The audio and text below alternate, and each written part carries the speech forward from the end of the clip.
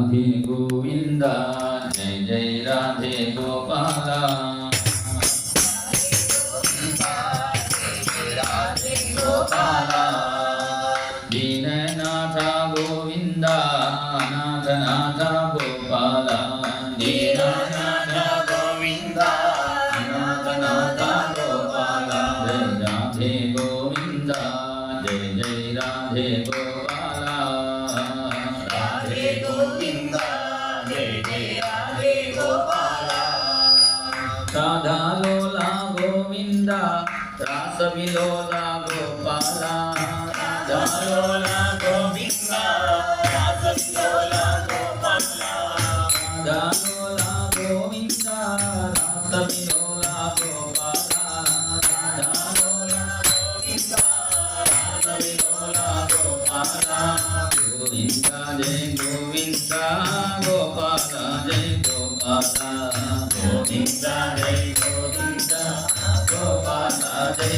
गोपाला जय राधे गोविंद जय जय राधे गोपाला राधे गोविंद जय जय राधे गोपाला नंद कुमार गोविंद नवनीत चोला गोपाला नंद कुमार गोविंद नवनीत चोला गोपाला गोविंद जय गोविंद गोपाला जय गोपाला गोविंद जय गोपाला गोपाला जय गोपाला राधे गोविंद जय जय राधे गोपाला राधे गोविंद जय जय राधे गोपाला कंसमर्दन गोविंद कालिय नर्तन गोपाला कंसमर्दन गोविंद कालिय नर्तन गोपाला गोविंद जय गोविंद गोपाला जय गोपाला गोविंद जय गोविंद गोपाला जय गोपाला जय राधे गोविंद जय जय राधे गोपाला राधे गोविंद जय जय राधे गोपाला भक्तवत्सला गोविंद भागवत प्रिय गोपाला भक्तवत्सला गोविंद भागवत प्रिय गोपाला गोविंद जय गोविंद गोपाला जय गोपाला गोविंद जय गोविंद गोपाला जय गोपाला राधे गोविंद जय राधे गोपाला राधे गोविंद जय जय राधे गोपाला दीननाथ गोविंद नाथ नाथ गोपाला दीननाथ गोविंद नाथ नाथ गोपाला राधे गोविंद जय जय राधे गोपाला राधे गोविंद जय जय राधे गोपाला जय राधे गोपाला जय जय राधे गोपाला सर्वत्र गोविंद नाम संकीर्तനം गोविंद गोविंद പ്രഥമസ്കന്ധം ശരിക്കും ഒരു ജീവൻ്റെ കഥ എങ്ങനെയാണ് അവിടെ കാണിച്ചു തരുന്നു. ഒരു ജീവൻ ലോകത്തിൽ പല സങ്കടങ്ങളൊക്കെ അനുഭവിക്കുമ്പോൾ മതി, ഇനി വീണ്ടും ഒരു ജന്മം വേണ്ട തീരുമാനിച്ച് വീണ്ടും ജന്മം എടുക്കാതിരിക്കണമെങ്കിൽ എന്ത് ചെയ്യണം? ജ്ഞാനം പ്രാപിച്ചാലേ മുക്തി കിട്ടുള്ളൂ. അജ്ഞാനിക്ക് മുക്തി കിട്ടില്ല. ആരായാലും ജ്ഞാനം വേണമെങ്കിൽ ജ്ഞാനമുള്ള ഒരു ഗുരുനാഥൻ്റെ അടുത്ത് ചെല്ലണം. അതാണ് ഇവിടെ കാണിച്ചു തരുന്നു. പരീക്ഷത്തിന് എല്ലാ സുഖസമ്പത്തിയൊക്കെ ഉണ്ടായിരുന്നു. സാധാരണ എല്ലാവർക്കും സ്വത്താണ് കൂടുതൽ വേണം പറയാറുണ്ട്. പരീക്ഷത്തിന് ഒരു ബുദ്ധിമുട്ടില്ല. ഇതാ കാരണം കൗരവന്മാരുടെ സ്വത്തും പാണ്ഡവന്മാരുടെ സ്വത്തും രണ്ടും ഒന്നിച്ച് കിട്ടി. വലിയ യുദ്ധമൊന്നും ചെയ്തിട്ടേ ഇല്ല. ഇപ്പോൾ രണ്ടുപേർക്കും ഒരേ സന്തതി ആയതുകൊണ്ട് സ്വത്ത് മുഴുവനും കിട്ടി. പിന്നെ ചില ആൾക്കാർക്ക് നിറച്ച സ്വത്തും ഉണ്ടാവും, പക്ഷെ വിവാഹഭാഗ്യം ഉണ്ടാവില്ല. പക്ഷേ പരീക്ഷ നല്ല ഭാര്യയും കിട്ടി. സ്വത്തും നിറച്ചുണ്ട്, ഭാര്യയും ഉണ്ട്, പിന്നെ കുട്ടികളിരിക്കാൻ ദുഃഖം ഉണ്ടാവും. പരീക്ഷത്തിന് കുട്ടികളൊക്കെ ഉണ്ടായി. ഈ ശ്രുതസേനൻ, ഭീമസേനൻ, ഉഗ്രസേനൻ, ജനമേജൻ 4 കുട്ടികൾ. ഭാര്യ, സ്വത്തും എല്ലാം ഉണ്ടായിട്ട് എന്ത് കാര്യം? 7ാമത്തെ ദിവസം മരിക്കും, ശാപം കിട്ടി. പിന്നെ 7ാമത്തെ ദിവസം മരിക്കുന്ന ആൾക്ക് എന്ത് കിട്ടിയിട്ട് എന്ത് പ്രയോജനം? അപ്പോഴാണ് ജ്ഞാനം പ്രാപിക്കാൻ വേണ്ടി ഗംഗാതീരത്തിലെത്തി. ചലോമൻ ഗംഗാ യമുനാ തീർ. ഗംഗ പറയുന്നത് ജ്ഞാനനദി എന്നാണ് മഹാത്മാക്കൾ പറയുന്നു. യമുന പറയുന്നത് ഭക്തി നദിയാണ്. അപ്പോൾ ഭക്തി വേണ്ടവർ യമുനാതീരത്തിൽ സഞ്ചരിക്കണം. അതുകൊണ്ടാണ് മീരാബായി മുതലായ ഭക്തന്മാർക്ക് യമുനാതീരത്തിൽ വൃന്ദാവനത്തിലേക്ക് പോകണം. ജ്ഞാനം വേണ്ടവർ ഋഷികേശം അവിടെ നോക്കാന്ന് ഉപനിഷത്തൊക്കെ പഠിക്കാൻ വേണ്ടി അങ്ങനെയുള്ള ആശ്രമമൊക്കെ അങ്ങനെയാണ്. ഹരിദ്വാർ ഋഷികേശിൽ ചെന്നാൽ അവിടെ ഉപനിഷത്ത് ഭഗവത്ഗീത അതൊക്കെ പഠിപ്പിക്കുന്ന ആശ്രമങ്ങൾ നിറച്ചുണ്ട്. അവിടെ പോയാൽ ജ്ഞാനം പ്രാപിക്കാനുള്ള ഒരു നദിയാണ്. പക്ഷേ നമുക്ക് സൗകര്യം ഇവിടെ ജ്ഞാനം, ഇവിടെ ഭക്തി. പക്ഷേ ഏറ്റവും വലുത് ഹൃദയജ്ഞാനം മുക്തി സ്യാത് നേരെ പറയുന്നു. ജ്ഞാനമില്ലാതെ മുക്തി ഇല്ല എന്ന് പറയുന്നു. പക്ഷേ ഭാഗവതം പറയുന്നത് എന്താ? ജ്ഞാനത്തെക്കാൾ ശ്രേഷ്ഠമാണ് ഭക്തി. ഭക്തി സിദ്ധേന്ദ്രീയസി ഒക്കെ ഭാഗവതത്തിൽ ജ്ഞാനോത്തരമായ ഭക്തിയാണ് കൂടുതൽ ഇവിടെ വർണ്ണിക്കുന്നു. പക്ഷേ രണ്ടിൻ്റെ ഇടയിൽ ഒന്നുകൂടി വേണം. അതെന്നാ? വൈരാഗ്യം. അതിൻ്റെ ഇടയിൽ നമുക്കിവിടെ ഇരിക്കും. ഇത് മൂന്നും വൈരാഗ്യത്തിൻ്റെ ഒരു നദിയാണ് സരസ്വതി നദി. അവിടെ ഇരുന്നിട്ടാണ് വ്യാസൻ ഭാഗവതം രചിച്ചു. എന്താ കാരണം? ഭാഗവതം വായിക്കണമെങ്കിൽ കുറച്ച് വൈരാഗ്യം വേണം. എന്താ? കിട്ടുന്ന ഭക്ഷണം മതി. നല്ല വിഭവസദ്യ വേണം വിചാരിക്കുന്നവർ സപ്താഹത്തിൽ പങ്കെടുക്കാൻ പറ്റില്ല. ഇവിടെ കിട്ടുന്നത് കഴിക്കാം. പിന്നെ ഉള്ള സ്ഥലത്തിൽ ഇരിക്കാം. ഫാനം ഉണ്ടെങ്കിൽ ഇരിക്കാൻ, അല്ലെങ്കിൽ ഈ സ്ഥലത്തിൽ ഇരിക്കാൻ പഠിക്കണം. ഒരു അത്യാവശ്യം വൈരാഗ്യമുള്ളവർക്ക് മാത്രമേ ഇങ്ങനെ ഭാഗവത സപ്താഹത്തിൽ പങ്കെടുക്കാൻ പറ്റുള്ളൂ. എപ്പോഴും AC ഇരിക്കുന്ന വിചാരിക്കുന്നവർക്ക് ഭാഗവതത്തിൻ്റെ അടുത്ത് വരാൻ പറ്റില്ല. അപ്പോൾ ആദ്യം വൈരാഗ്യം കുറച്ച് വേണ്ടേ? അതുകൊണ്ടാണ് വൈരാഗ്യ നദിയാകുന്ന സരസ്വതി തീരത്തിലാണ് ഇവിടെ ഭാഗവതം രചനം ചെയ്തു വ്യാസാചാര്യൻ. എന്തായാലും ജ്ഞാനം കിട്ടാൻ വേണ്ടി ജ്ഞാനനദിയാകുന്ന ഗംഗാതീരത്തിൽ എത്തി. പരീക്ഷത്ത് എത്തിയത് അത്ഭുതമില്ല. പരീക്ഷത്തിൻ്റെ മുമ്പിൽ സുഖാചാര്യൻ എത്തിയതാണ് ഏറ്റവും അത്ഭുതം. ഇവിടെ 3 തരമുള്ള ശ്രോതാക്കളെയും വക്താക്കളെയുമാണ് ഈ പ്രഥമസ്കന്ധത്തിൽ നമുക്ക് കാണിച്ചു തരണം. ആദ്യത്തെ ശ്രോതാവക്ത, ആദ്യം പറഞ്ഞാൽ ആരംഭത്തിലുള്ളവർ ശൗണകാദി ഋഷീശ്വരന്മാരും സൂതപൗരാണികനും. ശൗണകാദി ഋഷീശ്വരന്മാർക്ക് എന്താണ്? ആദ്യം കർമ്മങ്ങളൊക്കെ ചെയ്യണം, പിന്നെ കിട്ടുന്ന സമയത്ത് കുറച്ച് ഭാഗവതം കേൾക്കണം. അപ്പോൾ എന്താ? അവർക്ക് കർമ്മത്തിനാണ് കൂടുതൽ പ്രാധാന്യം, ഭാഗവതത്തിന് അത്ര പ്രാധാന്യം ഇല്ല. അങ്ങനെയാണ് അവർ ആരംഭ ഉള്ള ഭക്തന്മാരാണ്. ശരിക്കും അവർ പറയുന്നു, ഭാഗവതം കേൾക്കാൻ വേണ്ടിയാണ് ഞങ്ങൾ കർമ്മം തുടങ്ങിയത്. കാരണം ഞങ്ങൾ കർമ്മം തുടങ്ങിയില്ലെങ്കിൽ എല്ലാവരും അങ്ങോട്ട് ഇങ്ങോട്ട് വിളിച്ചുകൊണ്ട് പോകും. ശരിക്കും ഇങ്ങനെ പുരോഹിത വൃത്തിയിലിരിക്കുന്നവർക്ക് എന്താ സങ്കടം? അവിടെ സ്വന്തം അച്ഛനമാർക്ക് തർപ്പണം ബലിതർപ്പണമൊക്കെ ചെയ്യാൻ പറ്റില്ല. അടുത്തവർക്ക് പറഞ്ഞു കൊടുക്കാൻ വേണ്ടിയേ പോകും. ഗണപതി ഹോമം കഴിക്കുന്നവർക്ക് എന്താ? നാളെ എത്ര വലിയ നമ്പൂതിരി ആയാലും സ്വന്തം വീട്ടിൽ ഗണപതി ഹോമം കഴിക്കാൻ പറ്റില്ല. ഓരോ നമ്മൾ അങ്ങോട്ട് ഇങ്ങോട്ട് പോകാനേ പോയിട്ടുള്ളൂ. അപ്പോൾ സ്വന്തം കർമ്മം പഠിച്ച് അടുത്തവർക്ക് വേണ്ടി ഓടി നടക്കേണ്ടി വരും. അതുകൊണ്ടാണ് ശൗനകാദി ഋഷീശ്വരന്മാർ പ്രഥമസ്ഥാനത്തിൽ പറയുന്നു, ധൂമധൂമ്രാത്മനാഭമാണ് ആപാവേതി ഗോവിന്ദ പാദപത്മാസമം മധു. ഞങ്ങൾ ഇവിടെ ഭാഗവതം കേൾക്കാൻ വേണ്ടിയാണ് ഇങ്ങനെ തുടങ്ങി സത്രം എന്നൊരു പരിപാടി. എന്തായാലും അവർ ആരംഭ സ്റ്റേജിലാണ് അവർ ഇരിക്കുന്നു. പിന്നെ അടുത്ത സ്റ്റേജാണ് നാരദനും വ്യാസനും. വ്യാസനക്ക് ഒരു സങ്കടം, മനസ്സമാധാനമില്ല. ആ മനസ്സമാധാനം കിട്ടാൻ വേണ്ടി സപ്താഹം. ഇപ്പോൾ മിക്കവാറും സപ്താഹത്തിന് പറഞ്ഞവർക്ക് മനസ്സമാധാനം ഇല്ലാത്തവരാണ്. മിക്കവാറും ഉറക്കമില്ലാത്തവർക്ക് ഇവിടെ വന്നാൽ മതി. ഒരാൾ വൈദ്യൻ്റെ അടുത്ത് ചെന്നു, ഉറക്കം വരണില്ലേ? അദ്ദേഹം ഉറക്ക ഗുളികയൊക്കെ കൊടുത്തു. ഇത് കഴിച്ചാൽ ഉറക്കം ഉണ്ടാവും. ഗുളിക കഴിച്ചു, പിന്നെ ഗുളിക ഉറങ്ങിപ്പോയി. ഇയാൾക്ക് ഉറക്കം വരുന്നില്ല. ഉറക്കം പറഞ്ഞ ഗുളിക കഴിച്ചിട്ട് ഉറക്കം വരാത്ത ആളോട് അവസാനം വൈദ്യൻ കൊടുത്തു, ഏറ്റവും വലിയ വൈദ്യം അടുത്ത എവിടെയെങ്കിലും സപ്താഹം ഉണ്ടെങ്കിൽ അവിടെ പോയി ഇരുന്നാൽ മതി. അപ്പോൾ നാളെ മുതൽ ഉറക്കം വരാത്തവർ ഇവിടെ വന്നോളൂ, സുഖമായിട്ട് ഉറങ്ങാം. കസേര നല്ല കസേര, പിന്നെ ഫാൻ അടുത്തുണ്ടെങ്കിൽ നോക്കിയിട്ട് അവിടെ ഇരുന്നാൽ മതി, സുഖമായിട്ട് ഉറങ്ങാം. ഇത് വെറുതെ പറയുന്നില്ല, എൻ്റെ അനുഭവമാണ്. ഞാൻ വീട്ടിൽ നിന്ന് ഉറക്കമില്ല, സപ്താഹത്തിൽ കട ഉറക്കം എനിക്ക് കിട്ടും. ഇപ്പം എന്തായാലും ഇവിടെ ഒരു സമാധാനം, മനസ്സമാധാനമുള്ളവർക്കേ ഉറക്കം വരുള്ളൂ. ഇപ്പം ഇവിടെ വന്നാൽ മനസ്സമാധാനം കിട്ടുന്നതേ ഉറപ്പ്. തെളിവ് എന്താണ്? ഇപ്പോൾ ഉറങ്ങിയ ആളെ കണ്ടാൽ മതി സമാധാനം കിട്ടിയ ആളാണ്. അപ്പോൾ അങ്ങനെ മനസ്സമാധാനം കിട്ടാൻ വേണ്ടി, ദുഃഖം മാറാൻ വേണ്ടി ഭാഗവതം കേട്ട ആളാണ് വ്യാസൻ. വ്യാസനും ഭഗവാന്റെ അവതാരം തന്നെയാണ്, നാരദനും ഭഗവാന്റെ അവതാരം. തുഭ്യഞ്ച നാരദ ഭൃജം, തുഭ്യഞ്ച നാരദ എന്ന് വിളിക്കുമ്പോൾ തന്നെ നാരദനെയും ഒരു അവതാരമായിട്ട് കണക്കാക്കുന്നു.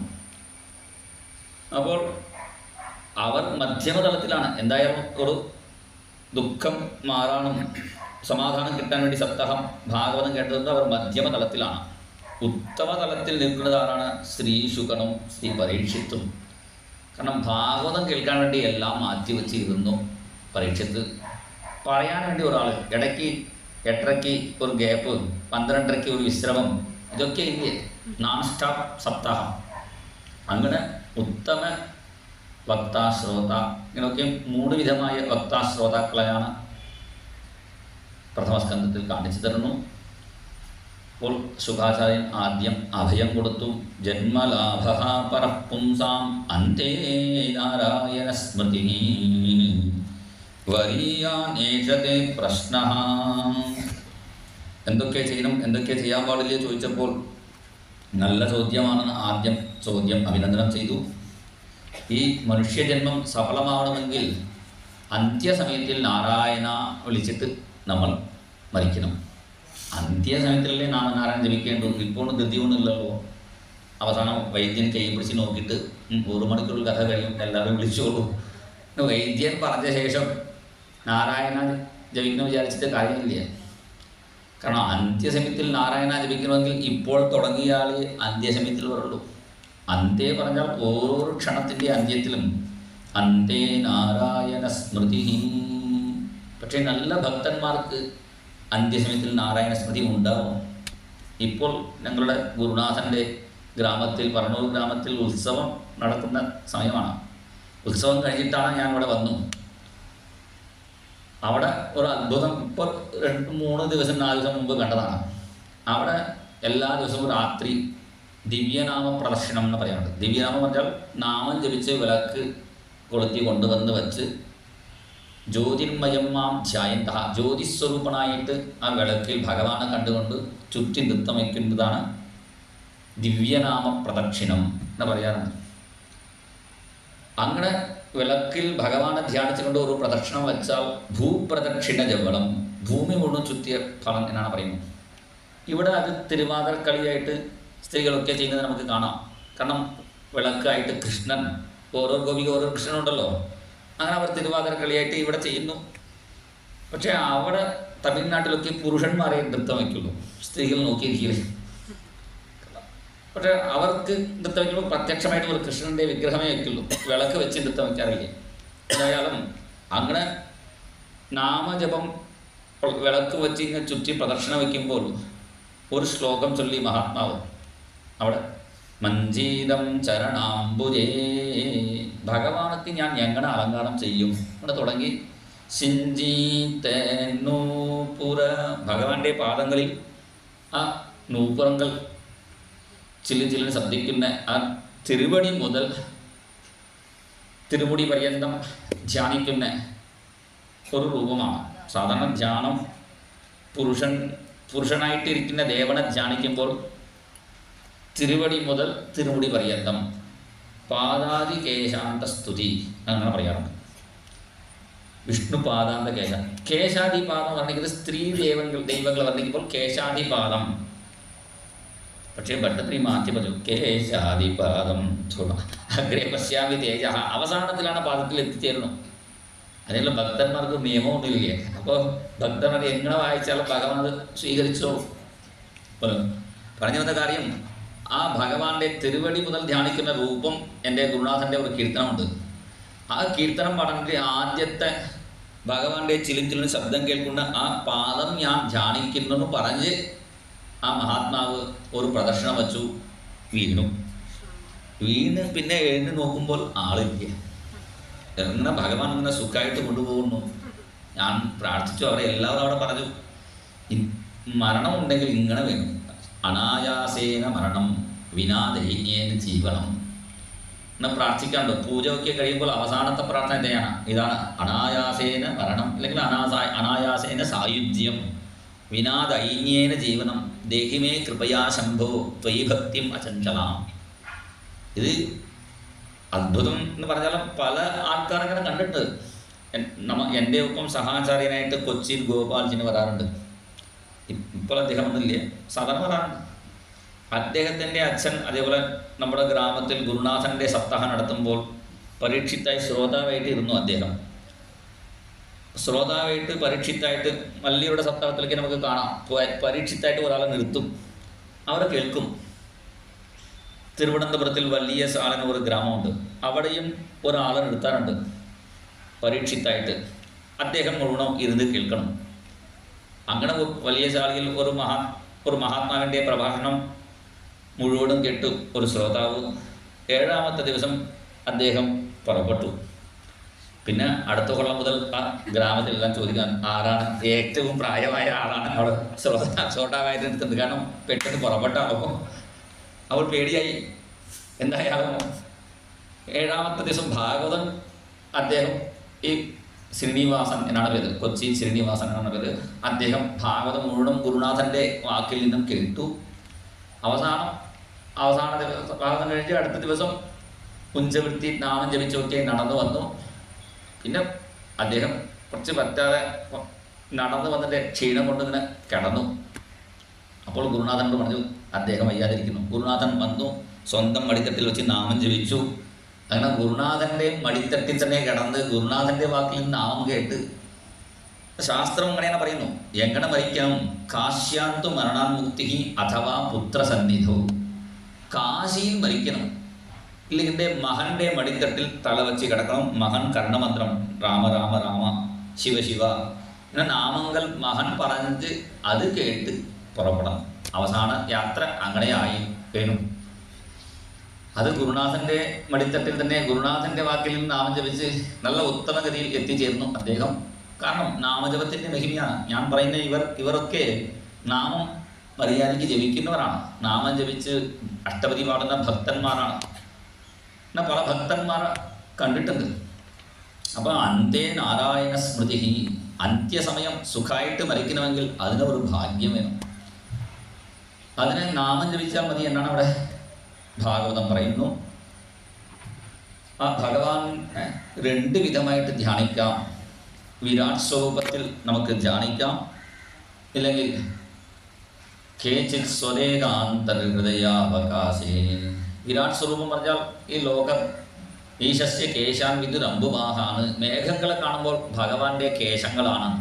ചിലപ്പോൾ മേഘങ്ങൾ വെളുത്ത മേഘവും ഉണ്ടാകും, മഴക്കാലത്ത് കറുത്ത മേഘവും ഉണ്ടാകും. അപ്പോൾ നമുക്ക് സംശയം, ഭഗവാന്റെ കേശം വെളുത്തതാണോ കറുത്തതാണോ? പക്ഷെ നിങ്ങൾ സംശയിക്കുക വേണ്ട. ഭാഗവതത്തിൽ പറഞ്ഞിരിക്കുന്നു ശീതകൃഷ്ണകേശ, ഭഗവാനുക്ക് വെളുത്ത കേശവും ഉണ്ടാകും കറുത്ത കേശവും ഉണ്ട്. വൈകുണ്ഠനാഥന് നമുക്കില്ലേ, ജരാനര ബാധിക്കാതെ വൈകുണ്ഠനാഥൻ ഉണ്ടല്ലോ. ആ വൈകുണ്ഠനാഥനക്ക് പോലും വെളുത്ത കേശം ഇടയ്ക്ക് ഒറ്റയായിട്ട് കറുത്തായിട്ടിരിക്കുമ്പോൾ അത്ര ഭംഗിയിലേ തോന്നും. കുറച്ച് വെളുത്ത കേശവും കുറച്ച് കറുത്ത കേശവും. ഇപ്പം ദേവന്മാർക്ക് പ്രാർത്ഥിച്ചു, ഈ ഭൂഭാരം മാറ്റാൻ, കംസൻ നിഗ്രഹിക്കാൻ ഞങ്ങൾക്ക് ഒരു അവതാരം ചെയ്യണേ പറഞ്ഞപ്പോൾ ആ വൈകുണ്ഠനാഥൻ ചെയ്തു, ഒരു വെളുത്ത കേശം ഇങ്ങനെ വരച്ചിട്ടു. ഈ ഭൂഭാരത്തെ കുറയ്ക്കാൻ ഞാൻ പറയേണ്ട ആവശ്യമില്ല, എൻ്റെ കേശം മതി പറഞ്ഞ് വീരഭദ്രനെ ഉണ്ടാക്കാൻ മഹാദേവൻ എന്ത് ചെയ്തു? സന്ധ്യാസമയത്ത് ഒരു കേശത്ത് പറിച്ചിട്ടപ്പോൾ വീരഭദ്രനെ പുറപ്പെട്ടല്ലേ. അതേപോലെയാണ് വൈകുണ്ഠനാഥൻ ഒരു വെളുത്ത കേശം ഇങ്ങനെ വരച്ചിട്ടു, ഒരു കറുത്ത കേശം ഇങ്ങനെ എടുത്തിട്ടു. ആ വെളുത്ത കേശമാണ് ബലരാമസ്വാമിയായിട്ട് വെളുവെളുന്നും അവതാരം ചെയ്തു. കറുത്ത കേശമാണ് കൃഷ്ണനായിട്ട് അവതരിച്ചു. പുരാണങ്ങളിൽ വർണ്ണിച്ചല്ലോ. അപ്പോൾ കൃഷ്ണൻ കേശവാണ് വിചാരിക്കണം. അത് ഉദാഹരണം, അത്ര എളുപ്പമായ കാര്യം. ഇപ്പോൾ നമുക്ക് 2 പേരുടെ ഇടയിലാണ് ഇപ്പോൾ ഭാഗവതം. ശിതകൃഷ്ണകേശ. അപ്പോൾ മേഘങ്ങൾ, വെളുത്ത മേഘങ്ങളും കറുത്ത മേഘങ്ങളും കാണുമ്പോൾ ഭഗവാന്റെ വെളുത്ത കേശം കറുത്ത കേശം ധ്യാനിച്ചാൽ മതി. നദികൾ പുഴയെ കാണുമ്പോൾ ഭഗവാന്റെ നാഡികളാണ്. വൃക്ഷലതാദികളെ കാണുമ്പോൾ ഭഗവാന്റെ രോമങ്ങളാണ്. ഭഗവാന്റെ രോമം വൃക്ഷങ്ങളെ ചിന്തിച്ചാൽ പിന്നെ നമുക്ക് വെട്ടാൻ തോന്നില്ലേ. പക്ഷെ അങ്ങനെ ചിന്തിക്കാതെ ദോഷം കൊണ്ടാണ് മരങ്ങളൊക്കെ നമ്മൾ മുറിക്കുന്നു. മരങ്ങൾ മുറിക്കുന്നത് കൊണ്ടാണ് ഇങ്ങനെ ഇടയ്ക്കിടയ്ക്ക് നമുക്ക് വലിയ അപകടം. കാരണം ഒറ്റയ്ക്ക് ഇങ്ങനെ വീഴാന്താ കാരണം നദികളൊക്കെ പിന്നെ വയനാട് ആ സ്ഥലത്ത് ഇങ്ങനെ ഒഴുകി വന്നല്ലേ. എന്താ കാരണം മരങ്ങളൊക്കെ ഇടയ്ക്കിടയ്ക്ക് മുറിക്കുന്നത് കൊണ്ടാണ്. മരങ്ങളെ വേണ്ട വിധത്തിൽ വളർത്തിയാൽ ഇത്ര വലിയ ദുർഘടം അപകടമൊക്കെ നമുക്ക് ഉണ്ടാവില്ലേ. ഈശസ്യ കേശാൻ വിദുരംബുവാഹാണ്. നാമദേവൻ പേരുള്ള ഭക്തൻ കാട്ടിലേക്ക് ചെന്നു. മരം പണ്ടൊക്കെ കാട്ടിൽ നിന്ന് മരം കുറച്ച് നല്ല ഉണങ്ങിയ മരങ്ങൾ ഉടച്ച് കൊണ്ടുവരാണ്ട് വിറക് കിട്ടാൻ വേണ്ടി ചിലപ്പോൾ പകുതി ഉണങ്ങി പകുതി ഇരിക്കുന്ന മരങ്ങളും എടുക്കാറുണ്ട്. അങ്ങനെ മരം മുറിക്കാൻ പുറപ്പെട്ടപ്പോൾ ഇപ്പം മരത്തിൽ നിന്നും ഇങ്ങനെ ഒരു വെള്ളം വരാറുണ്ട്. അപ്പോൾ അത് കണ്ടു അദ്ദേഹം. ചില മരങ്ങളോ ആ പട്ട വയ്ക്കുമ്പോൾ തന്നെ കുറച്ച് ചെമപ്പ് കാണാനുണ്ട്. അദ്ദേഹത്തിന് തോന്നി മരത്തിന് വേദനിച്ചു പോകും, രക്തം പോലെ തോന്നുന്നുണ്ടല്ലോ വിചാരിച്ചു. ഉടനെ സ്വന്തം മുണ്ടെടുത്ത് ഇങ്ങനെ കട്ടിയിട്ടു. നമ്മൾ കൈ ഇങ്ങനെ മുറിച്ചാൽ പിന്നെ കട്ടിയിടാറുണ്ടല്ലോ, അതുപോലെ സ്വന്തം മുണ്ടുകൊണ്ട് കട്ടിയിട്ടു. ഇനി ഞാൻ മരം മുറിക്കില്ലേ വിചാരിച്ച് പുറപ്പെട്ട് വന്നു. ഇങ്ങനെയുള്ള ഭക്തന്മാർക്ക് നമ്മളെ ഭാരതത്തിൽ ഉണ്ടായത് കൊണ്ടാണ് ഇപ്പോൾ കുറച്ച് മരങ്ങൾ ഇരിക്കുന്നു. നിങ്ങൾ അത് പോയി കാണാം. കാരണം വൃക്ഷലതാടികളെ കാണുമ്പോൾ ഭഗവാന്റെ രോമങ്ങളായി ധ്യാനിക്കണം. മലകളെ കാണുമ്പോൾ ഭഗവാന്റെ അസ്ഥിയായിട്ട് ഇങ്ങനെ ഒരു രൂപമാണ് ഇവിടെ വർണ്ണിക്കുന്നു. ഇങ്ങനെ ധ്യാനിച്ചിട്ടാണ് ബ്രഹ്മാവോളം ബ്രഹ്മാവിൻ്റെ സ്ഥാനത്തിൽ എത്തി എന്ന് പറഞ്ഞു ആദ്യത്തെ അധ്യായത്തിൽ. പിന്നെ രണ്ടാമത്തെ അധ്യായത്തിൽ ചില ഭക്തന്മാർ തൻ്റെ ഹൃദയത്തിൽ ഒരു തള്ളവരൽ പ്രമാണത്തിൽ ഇതാണ് വിതസ്തി എന്ന് പറയാറ്. ഇങ്ങനെ നമ്മുടെ വീട്ടിൽ ഇരിക്കുന്ന വിഗ്രഹമൊക്കെ ഇത്രയേ ആവാൻ പാടുള്ളൂ. ഇതിൻ്റെ മുകളിൽ കൂടുതലായാൽ അമൃതത്തിൽ കൊണ്ടാകും. കാരണം അത്ര കൂടുതൽ വലുപ്പമുള്ള വിഗ്രഹം വെച്ചാൽ ഞാൻ പറയുന്നത് ഇന്ന് ഇതുപോലല്ലേ പഞ്ചലോകമായിട്ടുള്ള വിഗ്രഹങ്ങൾ, പഞ്ചലോകം പറയുന്നത് അങ്ങനെ ധ്യാന ശ്ലോകം ചൊല്ലി അങ്ങനെ ഉണ്ടാക്കണം. അത് വേണ്ട അങ്ങനെ ഉള്ള വിഗ്രഹമൊക്കെ വലുതായി പോലും ഉണ്ടാവും. അത്രയും നൈവേദ്യം കൊടുക്കണം. ക്ഷേത്രത്തിലൊക്കെ വലിയ കൂടുതൽ നൈവേദ്യം കൊടുക്കാറുണ്ടല്ലോ. ഇത്ര പടച്ചോറൊക്കെ ഉണ്ടാവും. വീട്ടിലാകുമ്പോൾ നമ്മൾ കുറച്ചേ കഴിക്കുള്ളൂ. അപ്പോൾ നമുക്ക് വീട്ടിൽ കുറച്ച് ഭാഗത്തിലുള്ള ഇത്ര ഇങ്ങനെ വെച്ചാൽ എത്രയാണോ ആകൃതി അത്രയേ വിഗ്രഹമേ വീട്ടിൽ വയ്ക്കാൻ പാടുള്ളൂ. കൂടുതലായാൽ അമ്പലത്തിൽ ഉണ്ടാക്കണം. ഇതൊക്കെ ശാസ്ത്രങ്ങളാണ്, ആഗമശാസ്ത്രങ്ങളാണ്. അങ്ങനെ കാരണം നമ്മുടെ ഹൃദയം ഇത്ര സ്ഥലമുണ്ടല്ലോ, ഇതിൻ്റെ ഉള്ളിൽ ചില ഭക്തന്മാർ ഭഗവാനെ ധ്യാനിക്കുന്നു. അങ്ങനെ ധ്യാനിക്കുന്നവർക്ക് മാത്രമേ മുക്തി കിട്ടുള്ളൂ പറഞ്ഞപ്പോൾ പരീക്ഷിച്ച് ചോദിക്കുന്നു, ധ്യാനം വരാത്തവർ എന്ത് ചെയ്യും? നമ്മളൊക്കെ ധ്യാനിക്കാൻ ഇരുന്നാൽ അപ്പോഴാണ് ഉറങ്ങി പോകുന്നു. ചിലപ്പോൾ ധ്യാനം ചെയ്യാൻ ഇരുന്നാൽ മനസ്സങ്കടങ്ങൾ ഓടുന്നു. ധ്യാനം ചെയ്യാൻ പറ്റാത്തവർ എന്തു ചെയ്യും? അപ്പോൾ ശുകാചാര്യൻ പറഞ്ഞു, ധ്യാനം ചെയ്യാൻ പറ്റാത്തവർ അതിനുവേണ്ടി ബുദ്ധിമുട്ടേണ്ട ആവശ്യമില്ല, സപ്താഹതലത്തിൽ വന്നാൽ മതി. പിബന്തിയേ ഭഗവത ആത്മനസ്സതാം കഥാമൃതം ശ്രവണപുടേഷു സംഭൃതം പുനന്തി തേ വിഷയവിദൂഷിതാശയം വ്രജന്തി തച്ചരണ സരോരുഹാന്തികം. ഇവിടെ വന്ന് ഭഗവാന്റെ കഥ കേട്ടിരുന്നാൽ മതി, അവർക്കും ആ ധ്യാനത്തിൻ്റെ ഫലമായ മുക്തി കിട്ടും എന്ന് പറഞ്ഞു. അതിനുശേഷം ശ്രവണകാതി ഋഷീശ്വരന്മാർ ഈ ഇന്ദ്രിയങ്ങളൊക്കെ ഭഗവാനൊക്കെ സമർപ്പിക്കാൻ വേണ്ടി ഭഗവാൻ കൊടുത്തതാണ്. അല്ലെങ്കിൽ കണ്ണ് ഭഗവാനെ നോക്കാതെ കണ്ണുകളൊക്കെ മയിൽപീലിയിരിക്കുന്ന കണ്ണുകൾ പോലെയാണ്. മയിൽപീലിയിൽ 1000 കണ്ണുണ്ട്, എന്നിട്ടും ഒരു പ്രയോജനമില്ലേ, ഭഗവാനെ കാണാൻ സാധിക്കില്ലേ. ഭഗവാന്റെ കഥ കേൾക്കാത്ത ചെവികളൊക്കെ മറപ്പൊത്ത് പോലെയാണ്. ഭഗവാനെ നാമം ജപിക്കാതെ നാവ് തവളയുടെ നാവ് പോലെയാണ്. തവള രാത്രി മുഴുവൻ ശബ്ദിച്ചുകൊണ്ടേയിരിക്കും. അതുകൊണ്ട് എന്താ ഗുണം? പാമ്പിന് മനസ്സിലാവും ആളെ എവിടെയാണെന്ന്. അതുപോലെ വെറുതെ ശബ്ദിച്ചു കൊണ്ടിരിക്കാൻ പാടില്ല. പക്ഷേ തമിഴ്നാട്ടിൽ ഒരു മഹാത്മാവ് ഈ തവളയുടെ ശബ്ദം കേട്ടപ്പോൾ തവളയെ വീണ്ടും നമസ്കരിച്ചു. ഈ തവളയ്ക്ക് എത്ര ഭക്തിയാണ്, ശിവഭക്തിയാണ് തവളയ്ക്ക്. രാത്രി മുഴുവൻ ഉറക്കമൊഴിച്ച് ഹരഹര ഭഗവാന്റെ നാമം ജപിക്കുന്നുണ്ടല്ലോ എന്ന് വിചാരിച്ച് അദ്ദേഹം തവളയെ നമസ്കരിച്ചു. അപ്പോൾ നാമം ജപിക്കാതെ നാവൊക്കെ തവളയുടെ നാവ് പോലെയാണെന്ന് ഇവിടെ വർണ്ണിക്കുന്നു.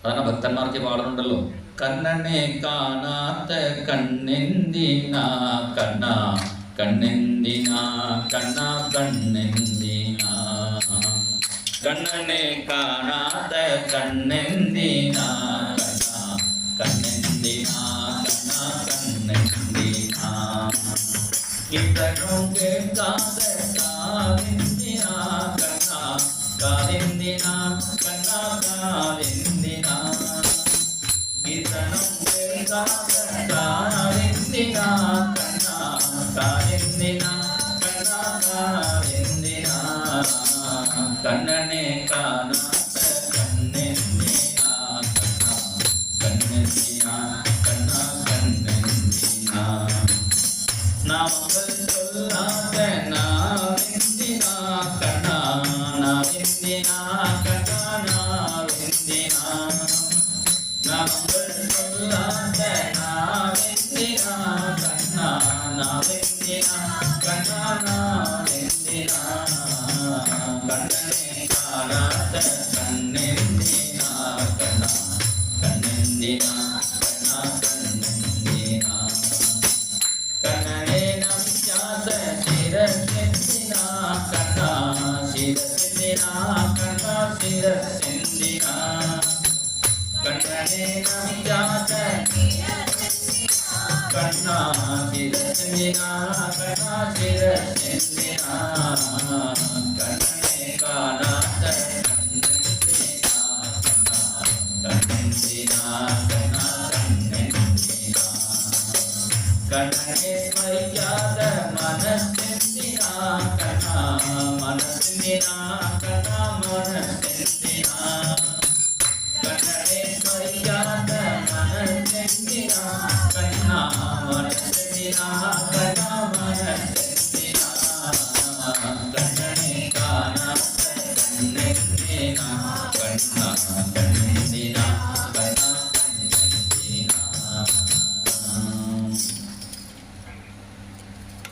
ഈ ഇന്ദ്രിയങ്ങളുടെ പേര് പറയാനേ കാരണം ഇന്ദ്രൻ പറഞ്ഞാൽ ഭഗവാൻ, ഭഗവാനുക്ക് സമർപ്പിക്കേണ്ടതാണ് ഇന്ദ്രിയം.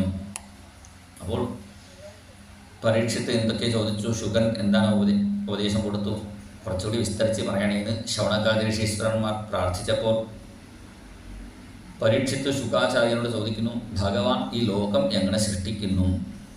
അപ്പോൾ ശുകാചാര്യൻ പറഞ്ഞു, ഇത് എന്നെ കൊണ്ട് പറയാൻ വയ്യ. കാരണം സൃഷ്ടി കാര്യം ഭഗവാന്റെ കാര്യമല്ലേ, അവരവരുടെ കാര്യം അവരവർക്കേ മനസ്സിലാവൂ.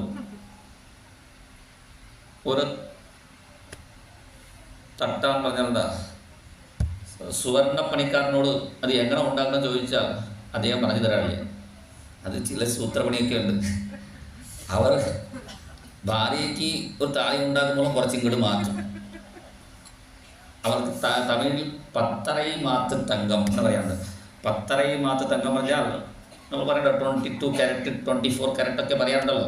നല്ല അങ്ങനെ പത്തറൈ മാത്ത് അദ്ദേഹത്തിൻ്റെ സുവർണപ്പണിക്കാർക്ക് പത്തർ എന്നാണ് പേര്. കാരണം അഗ്നി തീ 10 വച്ചിട്ടാണ് അദ്ദേഹം ഉണ്ടാക്കുന്നു, അതൊക്കെ ശുദ്ധമാക്കുന്നു. അപ്പോൾ അദ്ദേഹത്തിൻ്റെ മനസ്സോട് മാറിപ്പോകും. പത്തറൈ മാറ്റും തങ്കം.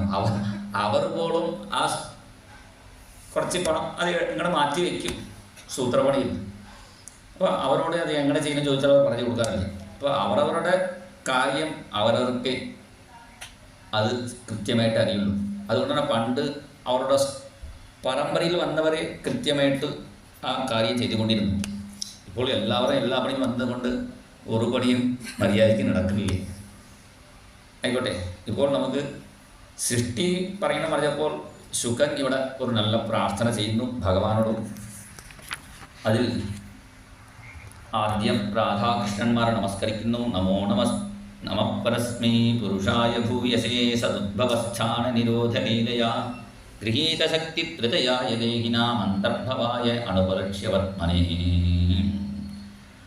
സൃഷ്ടിത്തിൽ സംഹാരത്തിന് വേണ്ടി ബ്രഹ്മാ വിഷ്ണുവിനെ 3 രൂപം സ്വീകരിക്കുന്ന ആ ശ്രീകൃഷ്ണ ഭഗവാനെ ഞാൻ നമസ്കരിക്കുന്നു. ഭൂയോ നമസ്സദ്വൃജിനച്ഛിതേ സതാം അസംഭവായ അഖിലസത്വമൂർത്തയേ. അവതാരം ആ ഭഗവാൻ ചെയ്യാൻ കാരണം അസതാം അസംഭവായ, ദുഷ്ടന്മാരെ ശിക്ഷിക്കാനും അതേപോലെ സജ്ജനങ്ങളെ രക്ഷിക്കാനും. പുംസാം ഗുണ പാരമഹംസ്യ ആശ്രമേ വ്യവസ്ഥിതാനാം. ഭഗവാനുക്ക് വേണ്ടി ജീവിക്കുന്ന ചില മഹാത്മാക്കളുണ്ട്. ഇപ്പം ഇന്നലെ വന്നല്ലേ പുഷ്പാഞ്ജലി സ്വാമിയാർ, അവരെല്ലാം മാറ്റി വെച്ചു, ഇനി ഭഗവാൻ മാത്രം മതി. അങ്ങനെ ഭഗവാനുക്ക് വേണ്ടി മാത്രം സഞ്ചരിക്കുന്ന ആ ഭക്തന്മാർ എന്ത് ആഗ്രഹിക്കുന്നുവോ അത് ഭഗവാൻ കൊടുക്കുന്നു. അദ്ദേഹത്തെ കഥ അദ്ദേഹം സാധാരണ സമയത്ത് എത്തുന്നപ്പോൾ ഒരാൾ പറഞ്ഞു ഞാൻ വണ്ടി തരാം, ഒരാൾ അത് തരാം. കാരണം നമ്മളൊക്കെ വണ്ടി കാറൊക്കെ മേടിക്കേണ്ടി വരും.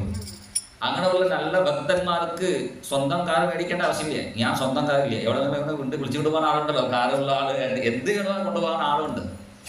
ഭക്തന്മാർ സന്യാസിമാർക്ക് തന്നെ എങ്ങനെ പറഞ്ഞാൽ സാധാരണക്കാർക്ക് തന്നെ ഇങ്ങനെ ചെയ്യുന്നുണ്ടല്ലോ. അണുമൃഗ്യ ദാസുഷേ, അവർ എന്താണ് ആഗ്രഹിക്കുന്നോ അത് കൊടുക്കുന്ന ആ ഭഗവാനെ നമസ്കരിക്കുന്നു. നമോ നമസ്തേ അസ്തൃഷഭായ സാത്വതാം, സാത്വതാം ഋഷഭായ, ഭക്തന്മാരെ പാലിക്കുന്നവൻ. വിദൂരകാഷ്ഠായ, ഋഷഭം പറഞ്ഞാൽ പാലിക്കുന്നവൻ. പശുക്കൾ എത്ര ഉണ്ടായാലും ഒരു കാളമുണ്ടെങ്കിൽ ആ പശുക്കൾക്ക് ഒരു സമാധാനം. അതുപോലെ ഭക്തന്മാരുടെ രക്ഷകനാണ് ഭഗവാൻ. നിരസ്തസാമ്യാതിശയേന രാധസാ സ്വധാമണി ബ്രഹ്മണി ഗംസ്യതേ നമഃ. അങ്ങനെയുള്ള ഭഗവാൻ തൻ്റെ സ്വധാമമായ ഗോലോകത്തിൽ തൻ്റെ പ്രിയ ഭാര്യയായ രാധയോടുകൂടി രമിക്കുന്ന ആ ഭഗവാൻ നമസ്കരിക്കുന്നു. ശരിക്കും ശുകൻ രാധാകൃഷ്ണ ഭക്തനായതുകൊണ്ട് രാധാകൃഷ്ണന്മാരെ ധ്യാനിച്ചുകൊണ്ട് തുടങ്ങുന്നു. പിന്നെ എന്താണ് സുഖാചാര്യൻ്റെ ഉപദേശം, അതൊക്കെ നമുക്കിപ്പോൾ ദീപാരാധന സമയമായി. ഇന്നലെ പാരായണം ആയതുകൊണ്ട് ഇടയ്ക്ക് നിർത്താൻ പറ്റാതായി. ഇപ്പോൾ പ്രഭാഷണം ആയതുകൊണ്ട് ഇപ്പോൾ നിർത്താം.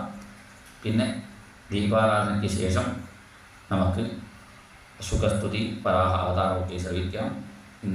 ഇന്നലെ വരാഹരൂപത്തിൽ വന്ന ഭഗവാൻ ഇപ്പോൾ നരസിംഹവേഷണം. ഇവിടെ ഏട്ടനെ പോലുള്ള ഗംഭീരമായ നരസിംഹവേഷണം.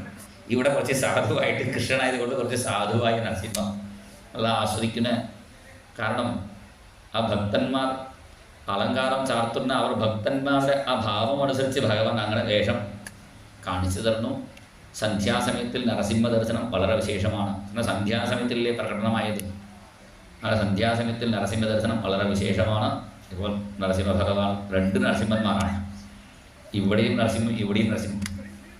രാവിലെ പ്രഭാഷണത്തിൽ പറഞ്ഞു ഭക്തന്മാരെ രക്ഷിക്കാൻ ഭഗവാൻ രണ്ട് രൂപം സ്വീകരിച്ച് വെറും പറഞ്ഞു. നാമം ജപിച്ചാൽ രണ്ട് വശത്തിലും മുന്നിലും പിന്നിലും ഇടത് അഗ്രത പൃഷ്ഠതസ്ഥ പാർശ്വതസ്ഥ രണ്ട് വശവും രക്ഷിക്കാൻ ഭഗവാൻ എത്തിച്ചേരും. വെറുതെ പറഞ്ഞതേ ഉള്ളൂ. ഇപ്പോൾ നമുക്ക് ബോധ്യമായി. ഇവിടെയും ഒരു നരസിംഹം, അവിടെയും നരസിംഹം. പിന്നെ ഭക്തന്മാർക്ക് പേടിക്കേണ്ട ആവശ്യമില്ല. നരസിംഹാവതാരമാണ് ഇന്ന് ദശാവതാര ചാർത്ത്. ആ നരസിംഹനെ കണ്ട് തൊഴുതാൽ മൃത്യോരപ്പി ജിഘാംസത. ഇന്ന് രാവിലെ ആദ്യം പറഞ്ഞില്ലേ, മരണഭയം നമുക്ക് ഇല്ലേ. മരിച്ചുകൊണ്ട് പേടിക്കേണ്ട ആവശ്യമില്ല. നമുക്ക് ഭഗവാന്റെ പാദത്തിലെത്തും. വീണ്ടും ജനനമരണ ചക്രത്തിൽ നമ്മൾ വീടില്ലേ എന്നാണ് അതിൻ്റെ ഫലം പറയുന്നു.